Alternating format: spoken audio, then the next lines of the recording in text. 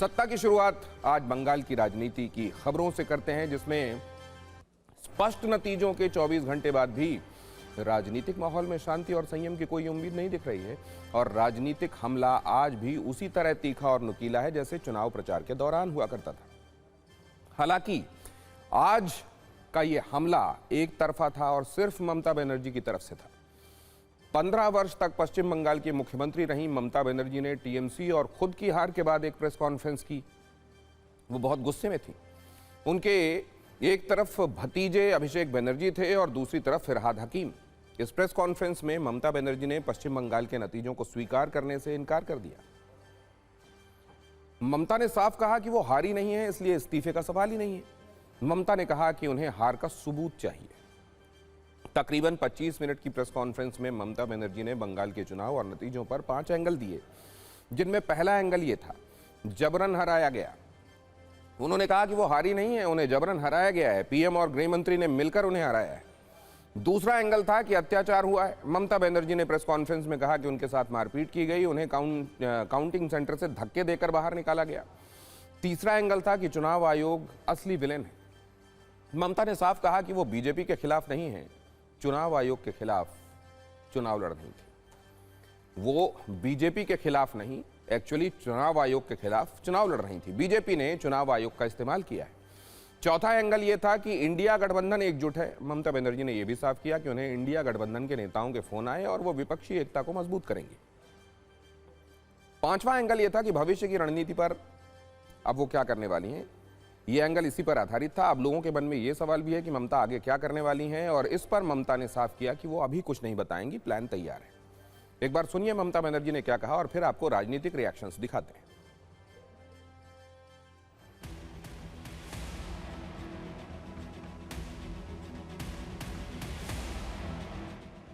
আমাদের প্রথম কথা হচ্ছে আমরা কিন্তু হারিনি।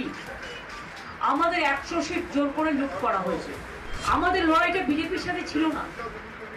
আমাদের লড়তে হয়েছে ভিলেন ইলেকশন কমিশন, যিনি ব্ল্যাক হিস্ট্রি তৈরি করেছেন। We fought against the all machinery where Prime Minister and Home Minister is also involved. Directly interference. So how they play the dirty, nasty and mischievous games. I have never seen this type of election in my life. And they change all the IC to OC to SDO to PM to IPS, all IPS, IS, WBCS, WBPS, all they change. And BJP played a game directly with the election commission. It's a betting, you can say, the caught up betting between BJP and the election commission. They kick me in my belly, they kick me in my backside, and they abused, physically manhandled, assaulted, and you cannot imagine what happened because that time CCTV was off. CEC became the villain of this election to loot the democratic rights of the people and to loot the EVM machine. Mamata Banerjee अड़ी हुई हैं कि वो इस्तीफा नहीं देंगी। उन्होंने खुद की हार के सबूत भी मांगे हैं। उनका कहना है कि जब हार ही नहीं है तो इस्तीफा कैसा। इस्तीफा नहीं देने पर अड़े रहने से पश्चिम बंगाल में संवैधानिक संकट हो सकता है। हालांकि शुभेंदु अधिकारी का कहना है कि संविधान में जो लिखा है वही करना होगा, इस पर ज्यादा कुछ कहने की जरूरत नहीं है। भारतीय संविधान के मुताबिक मुख्यमंत्री का पद राज्यपाल की मर्जी के अधीन होता है। अनुच्छेद 164 इस बारे में स्पष्टता देता है कि राज्यपाल ही मुख्यमंत्री की नियुक्ति करते हैं। यदि मुख्यमंत्री चुनाव हार गए हैं या उनकी पार्टी सदन में बहुमत खो चुकी है और फिर भी वो इस्तीफा देने में आनाकानी करते हैं तो राज्यपाल को उन्हें पद से हटाने का पूरा अधिकार है। राज्यपाल एक आधिकारिक आदेश जारी कर सकते हैं और वर्तमान सरकार को तत्काल प्रभाव से भंग कर सकते हैं। यानी सब कुछ राज्यपाल पर निर्भर करता है। सवाल यह है कि राज्यपाल क्या करेंगे। अगर विकल्पों की बात करें तो पहला विकल्प यह है कि संवैधानिक परंपराओं के तहत अगर मुख्यमंत्री इस्तीफा नहीं देते तो राज्यपाल विधानसभा का विशेष सत्र बुला सकते हैं। इस सत्र में बहुमत साबित करने के लिए अविश्वास प्रस्ताव लाया जाता है। चूंकि चुनाव परिणामों ने यह साफ कर दिया है कि बीजेपी के पास 207 सीटें हैं और टीएमसी के पास सिर्फ 80, इसलिए ममता बनर्जी का सदन में बहुमत साबित करना नामुमकिन होगा। अविश्वास प्रस्ताव पारित होते ही मुख्यमंत्री को हर हाल में अपनी कुर्सी छोड़नी पड़ती है। दूसरा विकल्प यह है कि अगर मुख्यमंत्री हार के बावजूद पद पर बने रहते हैं और इस्तीफा देने से इनकार कर देते हैं तो इसे संवैधानिक मशीनरी की विफलता माना जाता है। ऐसी स्थिति में राज्यपाल केंद्र सरकार को अपनी रिपोर्ट भेजकर अनुच्छेद 356 के तहत राष्ट्रपति शासन लगाने की सिफारिश कर सकते हैं। एक बार राष्ट्रपति शासन लागू होने के बाद राज्य की पूरी कमान सीधे तौर पर केंद्र और राज्यपाल के हाथों में आ जाती है और मुख्यमंत्री की शक्तियां शून्य हो जाती हैं। आर्टिकल 172 संविधान में जो विधानसभा का कार्यकाल है 5 साल का बनाया गया है, उसको इमरजेंसी में राष्ट्रपति के अनुमोदन से उसको 1 साल के लिए बढ़ाया जा सकता है और वो नहीं बढ़ाया जा रहा है। और 5 साल के कार्यकाल के अनुसार रिप्रेजेंटेशन ऑफ पीपुल एक्ट के सेक्शन 15 के तहत इलेक्शन कमीशन नोटिफिकेशन जारी करता है राज्यपाल के अनुशंसा के अनुसार विधानसभा चुनावों की। तो विधानसभा चुनाव हो गए हैं, रिजल्ट को डिक्लेयर कर दिया गया है, जो नए विधायक हैं उनको सर्टिफिकेट मिल रहे हैं। तो नई विधानसभा का जल्द ही गठन होगा। तो 7 मई के बाद जो पुरानी विधानसभा है उसका जब कार्यकाल खत्म हो जाएगा तो ममता बनर्जी न ही विधायक रहेंगी और न ही उनके चीफ मिनिस्टर बने रहने का कोई औचित्य है, लेकिन वो गवर्नर की अनुकंपा से 2 दिन तक कार्यवाहक मुख्यमंत्री रह सकती हैं। भारत के संविधान में ऐसी कोई व्यवस्था नहीं है कि चुनाव हारने के बाद, बहुमत खोने के बाद कोई पूर्व मुख्यमंत्री ये कहे कि मैं इस्तीफा नहीं दूंगा। 75 वर्ष पिछले बीत चुके हैं और हमारे संविधान की परंपराएं स्थापित हो गई हैं। कॉन्स्टिट्यूशनल कन्वेंशन जो कि संविधान में लिखे हरफों के बराबर मजबूत होता है, प्रभावी होता है, और उस कन्वेंशन के हिसाब से जो हार जाता है चुनाव वो इस्तीफा दे देता है, राज्यपाल से मिलने जाता है, धन्यवाद देता है और इस्तीफा दे देता है और इस बात में मदद करता है कि नई सरकार स्थापित हो। अब फिर से ममता के आरोपों पर लौटते हैं, जिसका बड़ा हिस्सा चुनाव आयोग के खिलाफ है। ममता बनर्जी के आरोपों पर चुनाव आयोग ने कुछ भी कहने से इनकार कर दिया है, जबकि बीजेपी कह रही है कि हार से ममता बनर्जी बौखलाती हैं। ইলেকশন কমিশনকে ভিলেন, একটা quote and quote villain, election commission villain বায়াসও বলেছে, বায়াস বলেছেন।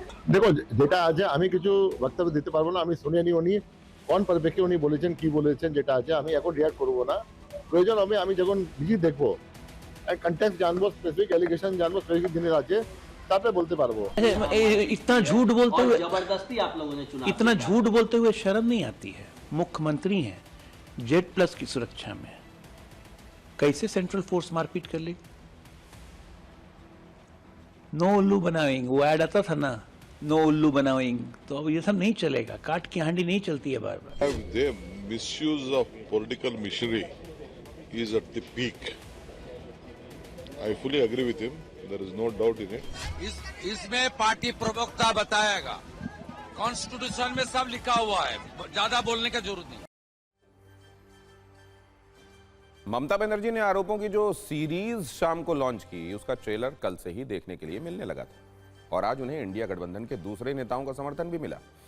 राहुल गांधी ने ममता बनर्जी के पक्ष में सोशल मीडिया पोस्ट लिखी, जिसमें उन्होंने अपनी पार्टी के उन नेताओं को भी नसीहत दी जो ममता की हार से खुश हो रहे थे। उन्होंने लिखा, कांग्रेस के और दूसरे दलों के कुछ लोग टीएमसी की हार पर खुश हो रहे हैं। उन्हें यह बात साफ तौर पर समझ लेनी चाहिए कि असम और बंगाल के जनादेश की चोरी भारतीय लोकतंत्र को खत्म करने के अपने मिशन में बीजेपी की तरफ से उठाया गया एक बड़ा कदम है।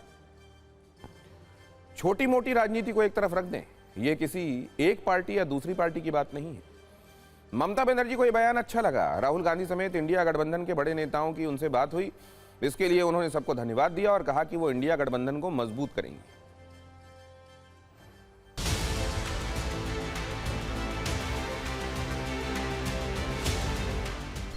I am grateful to all my India team's leaders. Sonia ji rang up me, Rahul Gandhi rang up me, Arvind Kejriwal, Uddhav Thackeray, Akhilesh Yadav, Tejaswi, Hemant Soren Yadav, Jharkhand Chief Minister, all the allies of United India Alliance, Indian Alliance. They said we are totally, absolutely with you. I think our solidarity will be united and strong. अगर राहुल गांधी जी के साथ ममता दीदी बैठ के चर्चा करती तो कुछ नतीजा और भी आ जाता। राहुल गांधी ने जो जो कहा है वो सच हो गया। ममता बनर्जी के कॉन्स्टिट्यूंसी में भी एसआईआर हुआ, समझे, स्टालिन के कॉन्स्टिट्यूंसी में भी एसआईआर हुआ, और क्या हुआ, दोनों हार गए। देखिए, श्री राहुल गांधी का ये फ्रस्ट्रेशन बोल रहा है, तनाव बोल रहा है। यही बात श्री राहुल गांधी कह रहे हैं, यही बात श्री अखिलेश यादव कह रहे हैं। बंगाल में हिंदुत्व की जो लहर, इस लहर के चलते, और बंगाल में सत्ता विरोधी लहर, दोनों लहर एक साथ काम किया है। इसका असर इस चुनाव नतीजे में हमें देखने को मिला है। अब एक विधानसभा में 20,000 नाम कटे और भाजपा जीती 30,000 से सभी इन विधानसभाओं में। तो 20,000 नाम कटने का कोई फर्क नहीं पड़ेगा, चुनाव पे उसका फर्क नहीं पड़ता ये नाम रहते भी। लेकिन 20,000 नाम काटे और भाजपा 10,000 वोट से इन विधानसभाओं में जीती है, तो एसआईआर से उन्होंने चोरी कर लिया चुनाव। जनता इस जीत को पचा ही नहीं पा रही है। जनता इस बात को समझ रही है भली भांति कि ये जनतंत्र में जनता हार गई, तंत्र जीत गया। वैसे ममता बनर्जी ने यह आरोप भी लगाया है कि उन्हें भवानीपुर से हराने के लिए साजिश की गई, जबकि ममता बनर्जी को हराने वाले शुवेंदु अधिकारी ने कहा कि मुस्लिमों ने ममता बनर्जी को वोट दिया और हिंदुओं ने उन्हें वोट दिया। वो हिंदू वोटों की वजह से जीत गए हैं, जबकि मुस्लिम वोट ममता बनर्जी को जिता नहीं पाए। When I came to know all the counting agents are withdrawn, that time I was reading about 13,000 and my 5 round was left out. And that round is also my ward and Bobby ward. We should have get more than 32,000. Then the candidate BJP itself went there inside along with 200 CRPF and 200 outsiders good. And then they begging our people. Even the women were not spared and they snatched all the 17C form. Mamata Banerjee का हराना बहुत जरूरी था। ममता बनर्जी का राजनीतिक संन्यास अभी हो गया है। उनको खुल के मुसलमान वोट दिया और मुझे हिंदू, सिख, जैन, बुद्धिस्ट लोग ने आशीर्वाद देकर जिताया। ये जीत हिंदुत्व का जीत है। और इस सब के बीच बंगाल में आज भी कई जगहों पर छिटपुट हिंसा हुई। बीजेपी और टीएमसी के कार्यकर्ता एक दूसरे से लड़ते भिड़ते दिखे। हालांकि राहत की बात यह रही कि इस झड़प में किसी की मौत नहीं हुई। बीजेपी ने आरोप लगाया है कि टीएमसी खुद तोड़फोड़ कर रही है और बीजेपी का नाम लगा रही है, जबकि टीएमसी का कहना है कि बीजेपी कार्यकर्ता उनके दफ्तरों पर हमले कर रहे हैं। जो लोग इधर खुशी मना रहा था तो एक साथ मना रहा था। रात को इधर का पार्टी का कोई कार्यकर्ता नहीं है, वो इधर का साधारण नागरिक है, उसका घर में चढ़ाव होकर उसको लाठी, बांस एवं क्रूर से मारा है। तो इसलिए पूरा का पूरा गांव का जो लड़का लोग है, जो इधर का माँ बहन है, सब निकला है। पुलिस प्रशासन के मैंने बोला है उसको अरेस्ट करने के लिए। पुलिस प्रशासन अभी तक कुछ किया नहीं। देखिए, हमारी तरफ से अगर ऐसा एक भी घटना हुआ तो मैं विनम्रता से तृणमूल कार्यकर्ता, तृणमूल नेता को पास क्षमा भी कर रहा हूं। ये होना नहीं चाहिए, हम तो इसको बर्दाश्त नहीं करेंगे। लेकिन आपका जानकारी के लिए बता रहा हूं, ज्यादा से ज्यादा ये तृणमूल कांग्रेस का अंदरूनी झमेला है।